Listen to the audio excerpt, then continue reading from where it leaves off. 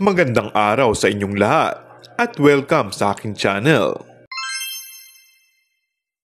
Kung hindi siguro naniniwala ang marami na may unawaan ng Kim Pao, maaari sigurong sabihin ng ilan na nanganganib si Paolo na masungkit ng iba si Kim Chiu. Viral ang isang video ni Kim sa airport ng Auckland, New Zealand, kung saan pinagkaguluhan ng kapamilya star ng ilang male locals doon.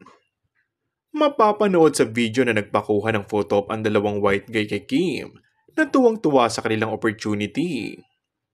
Bukod sa may itsura ang dalawang guy, napakatangkad pa ng mga ito. Lumalabas na hindi lamang sa mga Pinoy sikat si Kim, kundi nakilala rin ito ng ibang mga foreigners. Sabi nga sa subtitle ng photo, iba talaga ang isang Kim Chiu.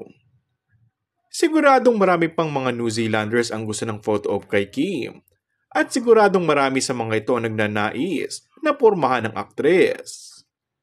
Pero syempre, naniniwala ang maraming netizens na may naiwang puso si Kim sa Pinas at yun ay kay Paolo.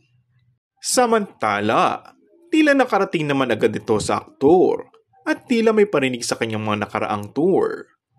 Singa nito ng pagbanggit sa pelikula nila ni Kim para i-promote, ay tila may pag-angkin na ang aktor na sa kanya lang si Kimi at hindi na maaagaw pa ng iba.